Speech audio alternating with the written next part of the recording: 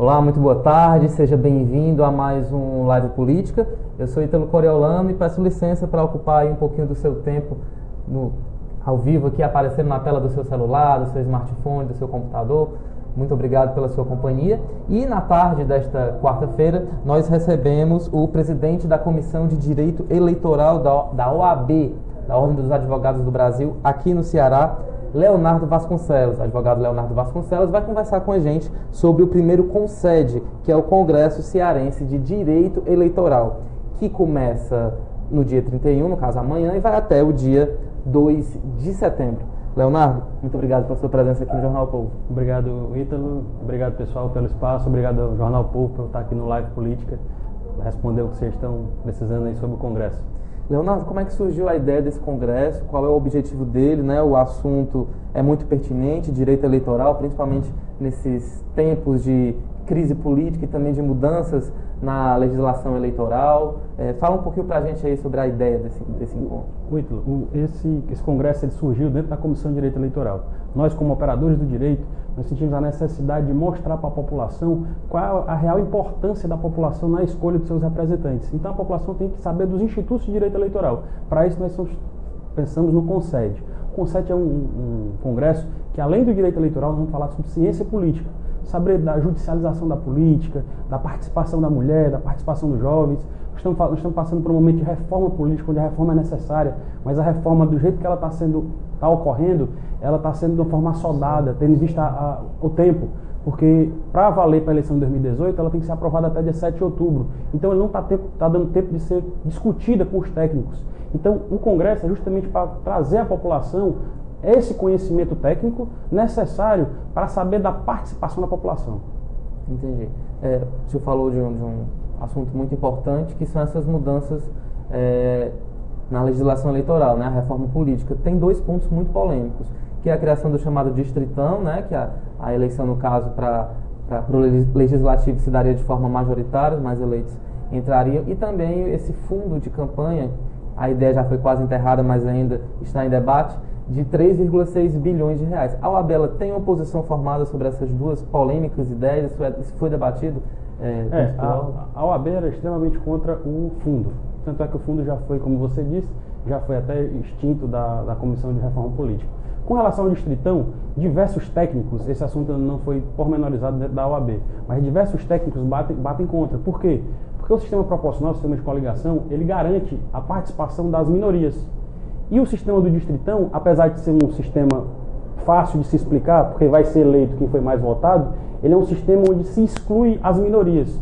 Quer dizer, quem tiver mais votos vai estar eleito, mas as minorias não vão ter voz dentro das casas legislativas. E é onde se fazem as leis. Quer dizer, a Casa Legislativa ele tem que ser um retrato fiel da população, onde tem que ter a participação das minorias. Então, nós, técnicos, somos contra a forma como está sendo colocado o distritão.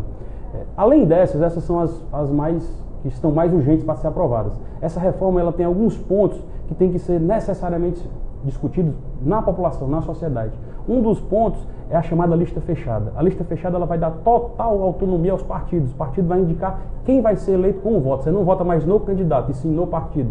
Enfim, esses institutos eleitorais eles estão sendo trazidos pelo Congresso, pelo CONCED, para que a população se inteire desses assuntos e saiba qual a real participação dela, como ela pode agir nos rumos da política. O ministro Dias Toffoli ele vem abrir o Congresso amanhã. Amanhã, quinta-feira, às 18 horas, nós vamos ter a palestra do ministro Dias Toffoli, ministro do Supremo Tribunal Federal, já foi presidente do Tribunal Superior Eleitoral, conhece muito, é um técnico de direito eleitoral, e ele vai falar sobre judicialização da política. O que é isso? É quando o judiciário ele intervém na política, decidindo os rumos da política. Isso não é bom, por isso que nós precisamos de uma reforma política. Esses e outros assuntos bastante palpitantes, com participação das mulheres, serão debatidos no CONSED. O CONSED vai acontecer na Assembleia Legislativa. O CONSED vai ser lá no auditório da Assembleia Legislativa. Ele começa amanhã às 18 horas, com credenciamento e conferência do ministro Dias Toffoli. Se arrasta por toda sexta-feira, tendo 4 palestras de manhã e 4 palestras à tarde. E nós encerramos no sábado com quatro palestras e a conferência do ministro Tarcísio, também do TSE. Leonardo, você falou agora há pouco sobre o Distritão, que seria uma espécie de transição até o que se chama de ideal para uma eleição parlamentar, né, para o legislativo, que seria o voto distrital misto, né, onde os estados seriam divididos em distritos, né, a campanha ficaria mais barata porque os candidatos focariam só em determinada região, e também uma lista fechada com nomes escolhidos internamente pelos partidos. Você acha que o sistema distrital misto ele é realmente a melhor solução para acabar com essas distorções no nosso processo eleitoral? Heitor, eu acho que esse processo tem que ser bastante estudado. A gente tem que saber qual é a finalidade da reforma política. O que é que a política busca, o que é que a reforma política busca alcançar. Eu não acho que tenha um sistema ideal ou não. Todos os sistemas têm seus ônus e seus bônus. Então a sociedade ela tem que definir um norte, saber para onde ela quer chegar, o que é que ela quer fazer. Você vê agora que o ministro Fux, ele começou a falar sobre financiamento por empresas. Ele foi um dos relatores do voto para acabar com o financiamento por empresas a campanhas políticas, e agora ele já está propondo que esse tema volte a ser discutido de novo, porque o dinheiro público ele não pode servir para bancar campanhas. Enfim, são regras e são argumentos técnicos que têm que ser só pesados para poder nós chegarmos a um denominador comum e um final ideal. Exatamente essa participação das empresas nas campanhas, né, deu origem a esses escândalos que a gente observou em anos anteriores, né, Petrobras e várias outras estatais. O senhor não acredita que existe o risco de, voltando a esse modelo, a corrupção correr solta nessa próxima campanha? Uma das propostas, se voltando a essa questão do financiamento das empresas, é que as empresas doadoras não poderiam fazer contratos com o poder público. Mas isso é um processo. Esse projeto ainda não há, isso só são especulações ainda, não há um projeto definido para retorno disso. Tanto é que o projeto era do fundo público, o que foi rechaçado na primeira votação da Comissão de Reforma Política. Mas é um processo que tem que ser estudado. Nós precisamos eminentemente de uma reforma política profunda. E essa reforma política tem que ter o apoio dos técnicos, para que poder surja uma reforma política que já realmente cause o efeito esperado. E não, em vez de reforma, seja uma deforma do sistema que já temos. Agora, um ponto interessante que a gente observa, Leonardo, é que o cerne dessa questão é que os políticos estão em busca de muito dinheiro. Parece que eles não têm em mente a possibilidade de fazer uma campanha barata. Tem que ser uma campanha que gaste muito. Isso passa por uma mudança de mentalidade realmente em relação à campanha eleitoral, de que é possível fazer política com pouco dinheiro. Até agora eles parecem não ter noção disso. Isso. Você está passando por uma ruptura. E toda ruptura você fica ligado ao modelo antigo. E o modelo antigo era de se gastar muito. Agora você aumentou sua participação nas redes sociais. As redes sociais é um movimento novo. O direito ele é muito dinâmico. Então, as leis elas não são tão dinâmicas quanto a mudança social. Então, o direito ele tem que estar em constante mudança para ver se ele alcança essas mudanças sociais.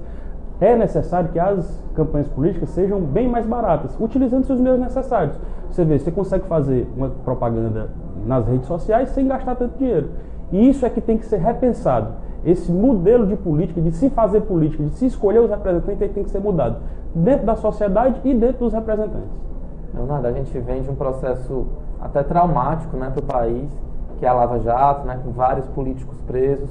Ano que vem tem eleição, né, inclusive com possíveis candidatos alvos da Lava Jato.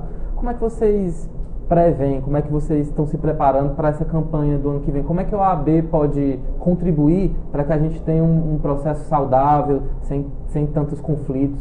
Em 2018. Nós técnicos e OAB, nós pensamos sempre em campanhas limpas. Agora, por que isso ocorre? O que é que está ocorrendo? Há um fenômeno de se maximizar, de se colocar uma ideia pejorativa em política. E isso é ruim, porque afastam pessoas boas da política. Quer dizer, você coloca um rótulo da pessoa que quer entrar na política como se ela quisesse entrar para fazer o que é errado. E isso é ruim, porque tudo é decidido no âmbito da política. Enfim, nós temos que incentivar a participação dos jovens, a participação das minorias na confecção dessas políticas públicas.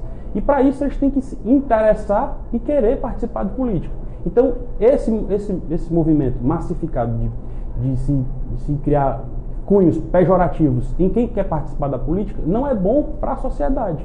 Então, a sociedade tem que se interessar de saber por que vai ser política e quem ela vai escolher. E ter os instrumentos, como o recall, como o impedimento, que foi o impeachment da presidente, de que essa escolha não sendo correta, que o povo quer, o povo tem instrumentos para poder refazer essa escolha. Um debate que está voltando com força, né, puxado pelo presidente Michel Temer e por outras figuras importantes da política nacional, é a instalação do parlamentarismo no Brasil, né? Seria um sistema que estaria menos refém das crises políticas, né? Se o governo não deu certo, é mais fácil ali reorganizar e escolher um novo chefe de governo. Como é que o senhor vê essa ideia? É um tema que precisa ser debatido pelo país? Eu como técnico e como estudante de direito, acho que uma mudança de sistema de governo agora ela não seria o ideal, porque isso tem que causar uma ruptura constitucional. A ruptura constitucional tem que fazer um novo colégio constituinte para se mudar o modo do sistema de governo, que é uma cláusula pétrea, enfim, tem uma série de barreiras jurídicas para que isso ocorra. Nós precisamos de uma reforma profunda, uma reforma eleitoral profunda, e uma reforma onde se busque a participação dos técnicos e da sociedade, para a sociedade ela se fazer responsável pelo que está acontecendo no país. Lógico que nós tivemos esses grandes escândalos, todo mundo diz que essa é uma questão chata, mas não é. Nós estamos sabendo do problema, para a partir da ciência do problema nós tentarmos buscar soluções para poder reverter esse quadro. Eu acho que esse momento, apesar de ser doído, ele é necessário para o país saber que tem um problema e que precisa ser mudado. Leonardo, você falou em alguma das suas falas anteriores dessa judicialização da política, né? Por exemplo, você tem o Supremo decidindo afastamento de determinado deputado, por exemplo, Eduardo Cunha foi afastado pelo Supremo, Aécio Neves, enfim, você tem essa sobreposição de um poder sobre o outro, né? Como é que você analisa esse atual momento? Por que o Brasil chegou a essa situação e quais seriam os caminhos para a gente voltar, né, a ter uma certa harmonia entre os poderes do país? Como a Constituição ela é bem clara, os poderes são independentes e harmônicos entre si. Então, o Poder Judiciário ele age onde ele tem uma omissão do Legislativo, porque ele não pode ficar sem resposta. Então, eu acho que por isso que há essa intromissão, em alguns casos, do Judiciário e em algumas coisas do Legislativo. Mas esse modelo de harmonia entre os poderes, eu acho que é o modelo ideal. Nós temos aqui a harmonizar as normas, acelerar o Legislativo, fazer com que o Legislativo trabalhe em prol da sociedade, para poder, com isso, deixar cada um dos poderes fazendo o que é necessário. O Judiciário julgando, o Legislativo legislando e o Executivo executando as normas de governo. Esse, eu penso, ser o modelo ideal que foi adotado pela Constituição. Leonardo, para finalizar, vamos tentar aqui responder algumas perguntas dos nossos seguidores, né, aqui na página do Facebook do Jornal o Povo. Acredito que o senhor já falou no começo do programa, mas a gente pode repetir. Quais os temas serão debatidos no evento? São vários temas, nós temos mais de 12 mesas, mas um dos temas principais seriam a criminalização da política. Isso é um evento muito palpitante, que é justamente isso que eu lhe falei sobre o tom pejorativo que se dá generalizando todos os políticos e quais as consequências benéficas e maléficas disso. A participação da mulher, onde nós temos agora uma decisão lógico, de tribunal, que ainda vai ser analisada pelo Tribunal Superior Eleitoral, onde a formação daquele percentual mínimo de mulheres, houve a cassação da coligação por inteiro. Isso é um processo que teve, enfim, nós temos temas palpitantes com relação à inclusão da mulher, judicialização da política, interpretação das normas jurisprudenciais, direito eleitoral como um direito garantista, garantindo as constituições, as garantias que nós temos da Constituição. Enfim, esse evento ele conta com os melhores doutrinadores do país. Eu queria até agradecer aos palestrantes que vieram de forma gratuita. Ele é um evento 100% gratuito, idealizado pela Comissão de Direito Eleitoral, em correalização com a Assembleia Legislativa, a Justiça Federal, com apoio do Ministério Público, do ICED, enfim, a gente juntou pessoas boas em torno desse projeto, acreditando no projeto de difundir o conhecimento em direito eleitoral e em ciência política. Leonardo, as inscrições já foram encerradas, né? Quem não conseguiu se inscrever, que não vai estar lá na Assembleia, de alguma forma ele vai poder ter acesso a esses debates, a esses conteúdos, vai ter algum tipo de transmissão pelo site de vocês? O Consite tem um site, né? O Consite tem um site. Nós estamos tentando fazer a transmissão ao vivo. Eu ainda não sei se vai ser possível. Eu deixo aqui, as inscrições elas foram encerradas até pelo credenciamento. Eu deixo aqui o convite, porque o Congresso, o Concede, ele tende a ser um evento continuado. Então eu deixo aqui o convite para todos, para que nas próximas inscrições, nos próximos eventos, fazer a inscrição com a gente, porque o evento vai ser um evento muito bom e muito proveitoso. A ideia é fazer todo ano? Tem já um... A ideia ele vai ser periódico. Eu não sei se a periodicidade vai ser anual ou de 2 em 2 anos, mas nós estamos pensando tudo nisso. Leonardo, queria agradecer a sua participação aqui. Se você quiser mandar aí um recado final para quem está acompanhando a gente. Eu queria agradecer o espaço, queria agradecer a todos vocês que escutaram a gente e queria chamar todos que se inscreveram para participar desse evento. Vai ser um momento, vão ser 3 dias de muito conhecimento e de muito aprendizado para a sociedade. Muito obrigado pelo espaço, Vitor. Leonardo, muito obrigado.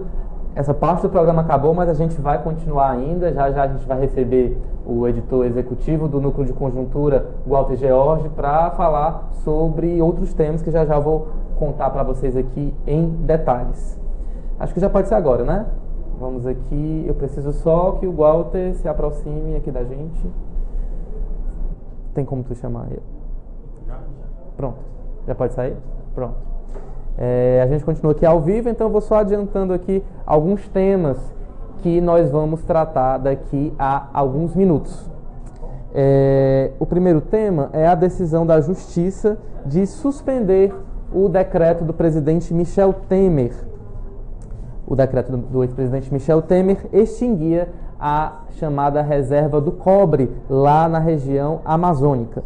O nosso outro assunto, o que também pode ser considerado uma derrota para o presidente Michel Temer, é que o ministro do STF, Edson Fachin, ele negou o pedido de suspeição que o presidente Michel Temer tinha feito em relação ao Procurador-Geral da República, Rodrigo Janot. O nosso terceiro tema é a presença do ex-presidente Lula aqui no Ceará. Ele já passou por Quixadá e está agora indo em direção ao Crato, a região ali do Crajubá, para mais um ato político, depois do que aconteceu ontem em Quixadá e que foi acabou agregando a participação de muitas pessoas. E o nosso quarto e último tema é a decisão do PMDB de arquivar o processo contra 3 deputados que votaram a favor da PEC que extinguiu o TCM, no caso Agenor Neto, doutora Silvana e Aldic Mota. O Walter já está aqui com a gente. Fizemos aqui uma mudança rápida no nosso programa. Walter, boa tarde, seja bem-vindo. Boa tarde, então. Walter, vamos aqui começar com notícias não muito boas para o ex-presidente Michel Temer. Vamos à primeira. A Justiça, decidiu, vou aqui dizer o nome do juiz, Rolando Espanholo, decidiu suspender o polêmico decreto do presidente Michel Temer, que extinguia uma reserva importante na Amazônia, a chamada Reserva do Cobre, que engloba aí várias áreas de proteção ambiental. Na avaliação do juiz Rolando Espanholo, apenas o Congresso poderia fazer uma mudança tão profunda como essa. Walter, esse é mais um capítulo de uma novela complicada e negativa para a imagem do governo. Primeiro, esse decreto aparece do nada, sem nem o Ministério do Meio Ambiente ser consultado, O ministro aí ficou, inclusive, muito indignado com o que aconteceu, o ministro Sarney Filho. Depois, por conta da pressão social, das críticas, o governo acabou recuando, anulou o decreto, mas pretende criar outro. Enfim, um governo que já tem uma sequência de problemas, não precisava de mais um para agravar mais a situação. Muito embora esse, ele criou, Agora, a indignação que você falou aí do ministro Sarney Filho, do Meio Ambiente, eu acho que se ela fosse honesta, se ela fosse verdadeira, ele teria pedido demissão, porque o caso é muito grave, uma reserva com a repercussão internacional que teve, uma área da Amazônia, do tamanho da Dinamarca, do tamanho do Espírito Santo, que o governo está liberando uma área super preservada, com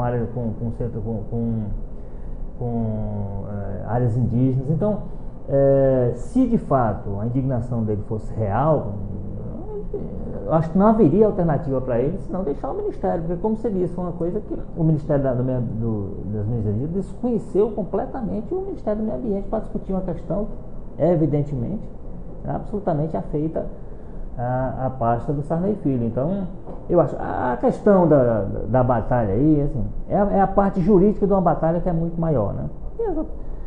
Tem ação, é uma ação popular, né? Um cidadão entrou e com esse questionamento, porque teria que ser um projeto de lei, não um decreto, como o governo canetou lá. E de fato é inexplicável que uma decisão com esse tipo de repercussão possa ser tomada pelo Executivo sem qualquer tipo de manifestação do Legislativo, do Congresso, no caso. Então, é a parte jurídica, como eu disse, o governo perdeu, é possível até que reverta, né? A Advocacia Geral da União já anunciou que vai recorrer, vai tentar liberar, né? Mas eu acho que é a parte política que o governo deve se preocupar mesmo, porque a repercussão é muito grande, como eu disse, é internacional.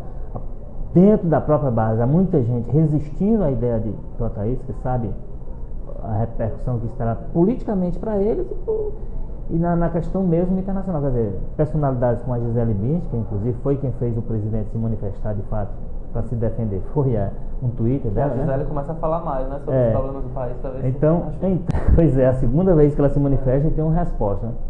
Então,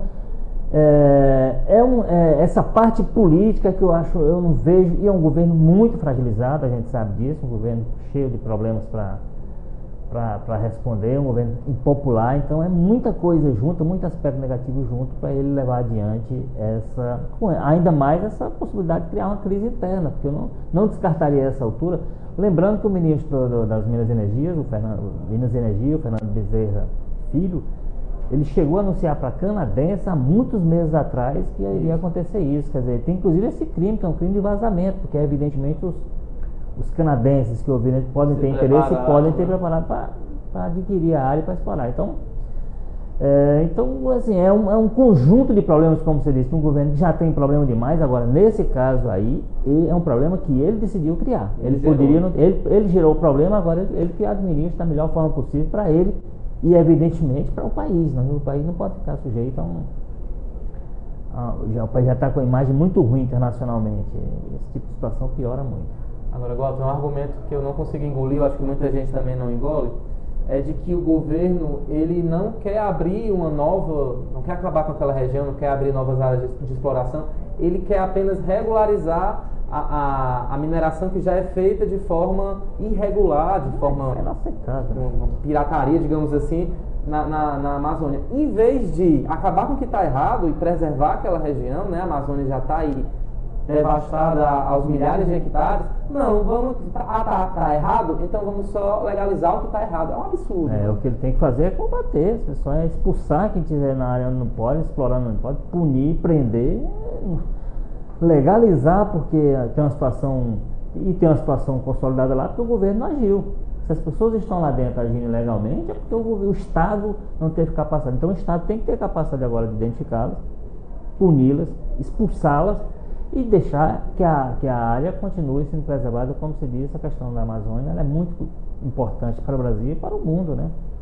E assim, o Estado precisa demonstrar que atua, o governo precisa demonstrar que existe. E ele demonstra dessa forma, não se submetendo a essa situação. Não, a situação é legal, eu vou resolver legalizando a legalidade. Isso não existe, né? Isso não pode ser um argumento. Essa quarta-feira também não está sendo fácil por conta de outra decisão. O ministro do STF, que é relator da Lava Jato no Supremo, Edson Fachin, ele negou um pedido de suspeição feito pela defesa do presidente Michel Temer em relação ao Procurador-Geral da República, Rodrigo Janot. Na avaliação da defesa do PMDBista, Rodrigo Janot faz uma perseguição pessoal à figura de Michel Temer, ele não quer investigar a Lava Jato, mas tem uma ação política focada no presidente. Mas o Edson Fachin ignorou esses argumentos e ele afirmou que não há uma inimizade capital entre os dois, que o procurador Rodrigo Janot tem sim condições de levar o processo que, no caso, tem Michel Temer como personagem à frente. Isso, faltam poucos dias para que Rodrigo Janot deixe a Procuradoria-Geral da República. Ou seja, Edson Fachin limpou o caminho para essa denúncia chegar e provocar ainda mais problemas para o governo de Michel Temer. Eu acho que o próprio Temer e seus advogados sabiam que era muito difícil que fosse acolhido esse pedido de suspeição do procurador Rodrigo Janot, muito difícil. Então, acho que está dentro do, vamos dizer assim, está dentro do script, está dentro do que eles esperavam. E a grande expectativa agora, como você disse, já inclusive liberado desse tipo de problema, é que o Procurador-Geral da República finalmente apresente essa segunda denúncia, que consta que vai vir muito forte, virá inclusive fortalecida pela delação do doleiro Lúcio Funaro, né, que já está também no gabinete do ministro Fachin, que basicamente fala das operações do grupo do PMDB, né, para quem ele operava, e evidentemente dentro desse grupo do PMDB um dos nomes mais fortes era do presidente Temer, que era também presidente há muito tempo do PMDB. Então a expectativa que há, muito embora haja esse prejuízo para ele, que ele vai apresentar, mas não vai defender, não vai encaminhar, quer dizer, vai depender da sucessora, a doutora Raquel Dodge, ter o mesmo nível de empenho que ele teria. Eu acho que ela assumindo a função dele, ela precisará de fato ter. Mas é uma denúncia que se acredita que virá mais forte que a primeira e encontrará um cenário, eu imagino, mais fácil de fluir, porque os deputados já estarão desgastados, já terão um desgaste de uma primeira decisão de não dar prosseguimento a uma denúncia contra o presidente Temer. Quer dizer, ir para uma segunda, assumir esse desgaste, eu acho que vai ser preciso, que seria necessário que fosse uma denúncia muito fraca, muito mais fraca que a primeira, que já foi forte, né? Que afinal tinha lá as imagens do Rocha Loures carregando dinheiro na mala, quer dizer, era uma denúncia já forte. Agora eu acho que essa segunda vem mais forte e vem, como eu disse, fortalecida pela delação do Lúcio Funaro. Então o presidente não vai ter tempo para respirar. Essa é a questão. Ele foi para a China. Está respirando na China um pouquinho. Foi para a China espairecer lá, tentar fazer negócio e tudo, mas com a cabeça voltada para aqui, que ele sabe que, e vai ser ruim inclusive para ele isso, né? Ele ser denunciado enquanto está no exterior, é outro problema que ele vai ter que administrar como chefe de Estado. Mas assim, a suspeição, eu acho que o Temer e os seus advogados já esperavam que não fosse aceito, e agora fica a expectativa de que o Janot, que tem até o dia 18 para fazer isso, né, que dia 18 ele deixa o cargo, que ele, enfim, encaminha essa denúncia. Acontecerá ainda essa semana, no começo da próxima semana, essa expectativa que se tem em Brasília. Agora, Gota, com relação ao que você disse, né, a força das provas, né? No primeiro caso, a acusação não conseguiu provar que a mala do dinheiro foi parar no colo do Temer, né? Essa questão acabou influenciando muito na decisão. Já nessa outra denúncia, que deve incluir duas questões, no caso, obstrução de justiça e organização criminosa, tudo também vai depender do que, como você disse, o Lúcio Funaro apresente de concreto, né? Se ele vai conseguir provar que recebeu o dinheiro, né, do grupo da JBS para ficar calado, assim como Eduardo Cunha, ou seja, essa próxima denúncia também está nas mãos do Lúcio Funaro. Eu acho que fundamentalmente, na delação dele lá, ele confirma que recebia dinheiro da JBS para permanecer calado, que foi o fundamento da conversa entre o empresário Joesley Batista e o presidente naquela fatídica noite no Palácio do Jaburu. Se ele confirma isso, já estará, para mim, na minha opinião, configurada uma situação que tem que ser investigada, né? Porque há o elo.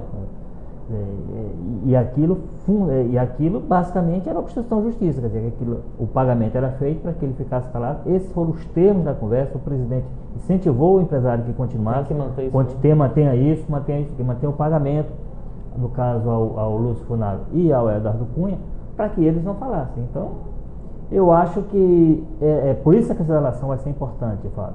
Uma confirmação dele de que recebia dinheiro e que recebia dinheiro em função do interesse que havia do PMDB e do empresário para que ele permanecesse calado, eu acho que estará aberto o caminho para que os deputados aceitem que ele seja investigado. A gente tem que sempre lembrar isso, né?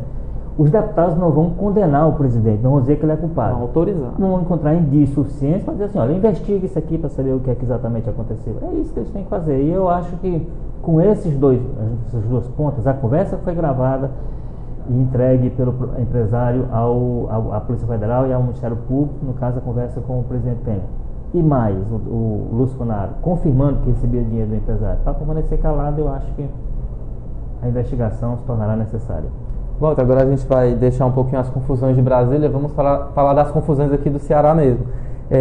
O nosso primeiro assunto é a caravana do ex-presidente Lula, que continua a percorrer o sertão aqui do estado do Ceará. Ontem ele fez um grande evento em Quixadá, com frases muito polêmicas que já vou comentar com o Walter, e agora passou por Iguatu, agora está a caminho do Crato. Walter, vamos começar primeiro sobre o ato político de ontem à noite em Quixadá, onde o ex-presidente levantou o tom em relação ao governo Michel Temer, principalmente a decisão de privatizar uma série aí de órgãos, né, e de programas do governo federal. Ele afirmou que o presidente Michel Temer quer destruir o país e comparou o governo Michel Temer a bandidos que querem vender as coisas dentro de casa para pagar dívidas. Ou seja, raras vezes eu vi o ex-presidente Lula com um tom de críticas tão forte em relação ao governo Michel Temer. Eu acho que ele, assim como o Dória escolheu o Lula como alvo, o Lula está escolhendo o Temer como alvo para se fortalecer. Né? O discurso foi muito forte. Agora, é o tom que ele tem adotado desde o começo dessa caravana.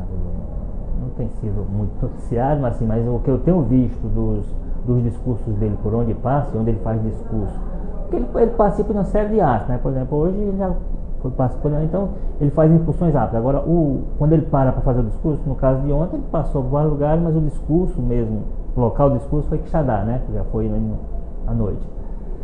Então, quando ele faz esse discurso, é nessa linha que ele adotou ontem em Quixadá, quer dizer, ataques fortes, firmes ao governo Temer, muito nessa linha de que eles não sabem governar, eles estão entregando o país, eles são desastrados, eles não sabem olhar para os pobres, não sabem olhar para o Nordeste.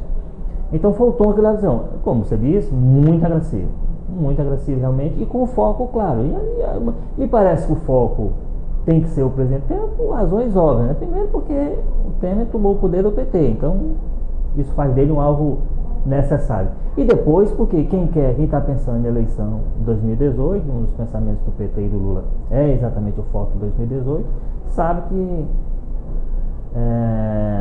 o presidente Temer, sendo ou não candidato, estará no centro das discussões, né? Porque afinal ele estará, se não houver nenhuma novidade até lá, estará no governo como está agora, né? Então eu não me surpreende que a escolha do alvo seja o Temer.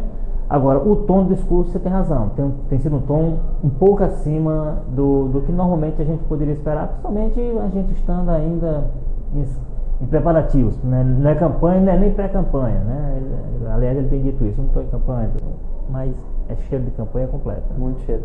Walter, em relação a essa crítica do ex-presidente, né, de que Michel Temer quer destruir o país, é um discurso que tenta fazer entender à população que essa crise começou com Michel Temer, mas a gente sabe também que ele herdou muitos problemas da gestão Dilma Rousseff, né? Desemprego, toda essa questão do déficit orçamentário, enfim. Se querem destruir o país, o Temer não é o único responsável, digamos assim, né? Por esse problema. A questão que tem aí é a seguinte, quando o Temer assumiu, ele assumiu sob a expectativa de que teria condição de arrumar a casa rapidamente. Né, que seria um processo, não seria um processo lento. E havia de fato vamos dizer assim, a desconfiança que cercava a presidente Dilma, com o Temer virou confiança, na mesma intensidade. Então, certamente, acreditava-se mesmo que seria possível reverter. Ele fez algumas opções, que essas opções acabaram determinando que a situação não apenas não se revertesse, como se aprofundasse. Quer dizer, o déficit que ele pegou da Dilma era um déficit de um tamanho, hoje que a situação tem até piorado. O que o governo tem dito hoje é o seguinte, mas a situação começou a se estabilizar e vai começar a reverter. Vamos acreditar que isso aconteça, mas o que aconteceu até agora não habilita de fato o presidente Temer enfim, naturalmente transforma o presidente Temer no grande alvo de críticas, porque o que ele prometeu quando assumiu o poder, unir o país, fazer aquela coisa, nada disso aconteceu. Então ele tem esse débito muito alto, débito político, débito administrativo, que a oposição hoje, capitaneada pelo PT, tem tirado proveito, esquecendo um pouco, como você disse, que a oposição, no caso do PT, é responsável por parte do problema que nós temos no país. O que você acabou de falar agora dialoga muito com a coluna desta quarta-feira do jornalista Hélio Gaspari. Se você ainda não leu, uma coluna muito boa que fala exatamente disso, de um presidente que parece que vive no mundo das fantasias, né? Que assumiu dizendo que ia unificar o país, que ia criar 100 mil empregos logo em 2016, e o que a gente vê é uma economia ainda trôpega, né? Cambaleando aí sem conseguir se reestruturar em um rombo. E parte disso em função de decisões já tomadas por ele, né? Assim, de aprofundamento de medidas recessivas, então de não estímulo à economia para que ela se anime. Então foram decisões que o governo tomou, legítimas, né? Acreditando talvez num resultado que não veio, até agora não veio. O que tem sido prometido, principalmente pela equipe econômica, é que a coisa começou a estabilizar e a tendência agora é de reverter. O problema é que tem que reverter com alguma velocidade, né? Fora que é muito difícil, por exemplo, investidores internacionais ou mesmo aqui nacionais acreditarem no governo, né, já tão prejudicado e com a figura central desse governo alvo de tantas denúncias. Isso, claro que não cria nenhum incentivo para quem quer investir no país. E a popularidade, né? Isso pesa. É um governo que não consegue ter hoje é na parte de 5% de aprovação, 95% de desaprovação. Não é um governo que gere confiança com Se esse a Dilma nível. com 10% não conseguir, imagina o Temer com 5%. Não há governo que gere confiança com esses níveis de aprovação, né? E ele precisa que a economia reaja, porque claramente ele depende disso. A economia reagindo, evidentemente, isso vai impactar na aprovação do presidente e do governo. Agora, não pode ser, como eu tenho dito, não pode ser tão lento quanto está sendo. O governo simplesmente dizer a essa altura que estabilizou, não basta. A gente está precisando que melhore, não é que estabilize, né?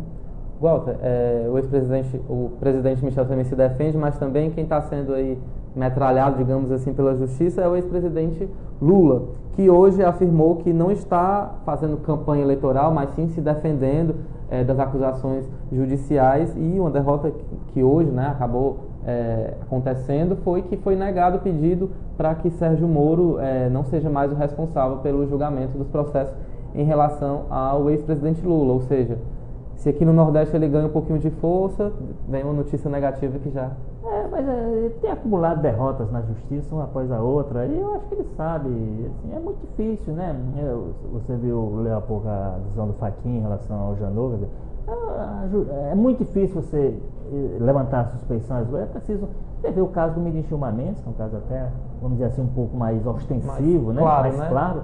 E mesmo assim, se ele não se declara suspeito, é difícil que o STF vai dizer que ele não está apto a fazer aquele julgamento. Então é uma coisa muito difícil, muitas vezes depende de uma vontade própria, de decisão própria do envolvido, e eles normalmente os magistrados normalmente não tomam esse tipo de decisão, né? Então eu acho que todas essas derrotas que o ex-presidente Lula tem sofrido na justiça, também fazem parte do jogo, e ele sabe, entra para postergar, para ganhar tempo, para criar algum tipo de constrangimento, para criar algum tipo de debate mais na área política do que jurídica, mas do ponto de vista jurídico mesmo, eu acho que eles têm consciência, mesmo quando entram, que dificilmente obterão êxito com esses pedidos. Walter, para finalizar, a gente vai agora para a Assembleia Legislativa. 3 deputados do PMDB escaparam de um processo de expulsão feito pelo próprio PMDB, né, aqui do Ceará, por conta da decisão desses 3 parlamentares de votarem a favor da PEC que extinguiu o TCM, né, no caso a Genor Neto, doutora Silvana e a Aldico Mota, ou seja, quase toda a bancada do PMDB na Assembleia. Se o partido resolvesse expulsar esses 3 nomes, ficaria só com um deputado, né? Daniel Oliveira. Eu acho que basicamente isso pesou para a decisão. Quer dizer, o partido, você concluiu a informação, né? Que o partido desistiu tinha entrado no processo de expulsão. O discurso do presidente em exercício, né? O Gaudêncio Lucena, foi vice-prefeito de Fortaleza, era muito forte. Era assim, de que não havia diálogo, que o caminho era a expulsão, que eles iam sair de qualquer maneira e tal. Mas agora o que consta, a partir da articulação do senador Eunício Oliveira, no sentido de o partido, assim, seria estranho, o PMDB não é dado a isso, o PMDB tem correntes dentro, a gente lembra de vez em quando, por exemplo, o senador Roberto Requião do PMDB, vê os discursos que ele faz contra o Temer, da tribuna do Senado, né? Assim, e tem vários, você vai encontrar PMDBistas desse tipo, e sempre foi assim. O PMDB, quando estava com o PT, havia uma corrente que não queria conversa, a corrente do Rio Grande do Sul não queria conversa com o PT, e era crítico e atacava e tal. Hoje uma corrente está dentro do governo e outra sai. Então aqui no Ceará é a mesma coisa. houve uma votação na Assembleia que o grupo de deputados, esse grupo aí, os 3, decidiu ir para um lado, o partido orientou para o outro, e os deputados foram, possivelmente, confiantes nesse histórico que o partido tem, que não é de ir atrás de punição, que não é atrás não é de fazer caça às bruxas. E no caso aí, tinha esse agravante, de 4 deputados ia virar 1, quer dizer, o partido está disposto a virar isso, uma bancada de 1 deputado na Assembleia? Eu acho que não. Passa a mão na cabeça, contemporiza, mais na frente vê se entende. A política, como já se disse muito, é dinâmica, então daqui a pouco estão juntos de novo, né? São lideranças importantes, regionais, cada um na sua... Então, e o senador Nilson Oliveira está começando a fazer seus cálculos para a eleição do ano que vem, né? Não dá para sair chutando dessa forma. Então eu acho que basicamente foi a orientação dele, que faz com que o seu vice-presidente, que é muito ligado a ele, tenha que engolir um pouco as palavras duras que proferiu recentemente contra os 3 parlamentares, indicando que não haveria retrocesso naquele caminho. Houve, né? O partido está abrindo mão de... E tem outra informação sobre o deputado Vitor Valim, que também está enfrentando um processo na Comissão de Ética, né? Só que o caso dele foi a votação lá do processo de abertura contra o Temer, que o partido orientou contra a abertura, contra o pedido de investigação, e ele votou pela investigação. E a informação de que também ele estaria sendo liberado, mas ele desconhece essa informação, né? Nesse caso aqui, porque aí não é o caso, não é a decisão da Executiva Estadual, é uma decisão da Direção Nacional, do caso da ele chegou a ser suspenso, né, das atividades partidárias. Numa decisão do Conselho de Ética, né, da Comissão de Ética. Então o PMDB está tentando se arrumar, porque ele sabe o seguinte: ele precisa ir forte para a eleição do ano que vem no Ceará, e ele não pode sair perdendo grandes lideranças a essa altura. Lideranças que podem estar do outro lado, né, ninguém sabe como é que... E nesse momento estão do outro lado, estão mais governistas do que oposicionistas, mas nada impede de daqui a pouco estarem juntos de novo. Então eu acho que esse é o cálculo básico que o senador Nilson Oliveira fez para que o processo gerasse faz de conta que não houve nada. Faz de conta. Falando em Eunício, ele está vivendo uns momentos tensos lá no Senado, né? Ontem jogaram o regimento na cabeça dele, quase acerta. Hoje ele deu declarações polêmicas, não sou suas negras, não sei o quê. Uma confusão grande. Isso são assuntos, né, que nem são tão relevantes, são vetos presidenciais. Mas é porque são votações importantes para o governo. O conteúdo não interessa, mas é porque o governo precisa limpar a pauta, né? Então tirar da frente essas... E isso, evidentemente, a oposição fica criando a sua dificuldade e tudo, e gerando, realmente, você tem razão, de ontem para hoje, vários episódios em que ele teve que... Ele bateu boca com parlamentares, quase que foi agredido com o regimento por um outro lado. Então, são sinais também de ele está tendo que administrar sessões do Congresso, um momento muito tenso, né? Cada sessão daquela do Congresso, os deputados alguns querem até ir às vias de fato. A situação política está muito tensa, e a gente tem que torcer e para que ela não chegue tão tensa, ela chegue mais amena na eleição, porque senão nós teremos uma eleição realmente muito problemática no Brasil. Principalmente se essa reforma política passar, mas pelo visto ela vai ser fraquinha, né? Está com dificuldade de passar, e vão passar alguns... A tendência hoje é que passe alguns pontos bem consensuados mesmo, que não firam o interesse de ninguém. Então vai ser frustrante nesse sentido. Para quem esperar uma eleição muito diferente ano que vem, talvez a gente caminha para uma coisa bem igual a sempre. Walter, obrigado pela sua participação. Nosso programa aqui já está com quase 1 hora. Hoje a gente se estendeu bastante. Acho que o internauta não está mais querendo ficar ouvindo tanto a gente. Eu agradeço muito a sua paciência, a sua audiência. E não deixe de conferir também a edição do Jornal o Povo desta quinta-feira, com detalhes sobre a reforma política, a passagem do ex-presidente Lula aqui pelo Ceará, essas decisões do STF, essa briga entre Janot e Michel Temer, enfim. Tudo em detalhes para você ficar bem informado a partir da manhã desta quinta-feira. E nós voltamos amanhã, também quinta-feira, às 17 horas, com o nosso Live Política. Muito obrigado, muito boa noite e até a próxima.